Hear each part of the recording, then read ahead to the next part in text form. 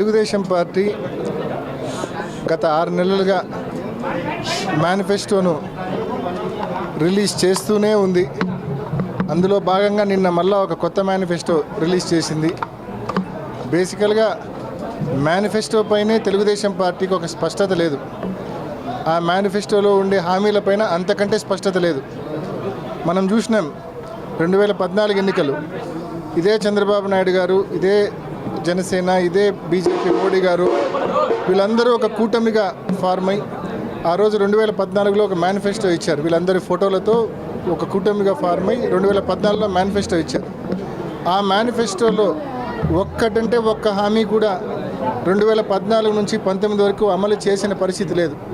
పూర్తిగా ప్రజల్లో విశ్వాసం కోల్పోయాడు చంద్రబాబు నాయుడు గారు. ఈరోజు మళ్ళా ఇష్టం వచ్చినట్టు మరి హామీలు ఇస్తూ, ఇష్టం వచ్చినట్టు వాగ్దానాలు ఇస్తూ మళ్ళీ ఒక కొత్త మేనిఫెస్టో ఇచ్చాడు.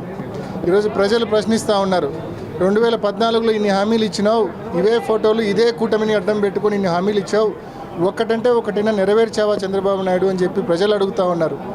ఇవాళ ఆయన హామీలను బేసికల్గా ఎవరు పట్టించుకునే పరిస్థితిలో కూడా లేదు. ఎందుకంటే కాని పనికి ఎవరు పట్టించుకుంటారు, రాని పథకాన్ని ఎవరు పట్టించుకుంటారు అంటే విశ్వాసం లేదు తన పైన. జగన్మోహన్ రెడ్డి గారు చెప్తే చేస్తాడు, చేసేదే చెప్తాడనే నమ్మకం జనాల్లో ఉంది.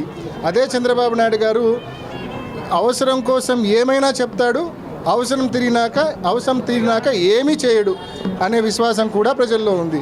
కాబట్టి కేవలం అవసరం కోసం, కేవలం ఓట్ల కోసం బాగా ఆకర్షణీయమైన హామీలతో ఒక మేనిఫెస్టో చంద్రబాబు నాయుడు గారు రిలీజ్ చేసినారు.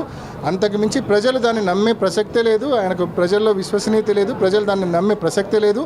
మరి దాన్ని ఒక పరిగణలోకి తీసుకునే ప్రసక్తే అసలు ప్రజల్లో లేదనే విషయాన్ని కూడా తెలియజేస్తా ఉన్నా.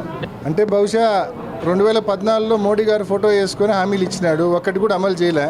2019 మరి 24లో మోడీ గారే చెప్పినారేమో, నా ఫోటో వేసుకోవద్దురా నాయన, నువ్వు ఎట్లా అందరినీ వాడతావు నీ అవసరం కోసం, ఓట్ల కోసం, అయిపోయినాక మళ్ళీ నువ్వు పని చేయవు, పాడు చేయవు, అనవసరంగా మమ్మల్ని ఎందుకు గబ్బు పట్టిస్తావు, మాకుండే క్రెడిబిలిటీ కూడా ఎందుకు పోగొడతావు అని బహుశా ఏమన్నా చెప్పినారేమో.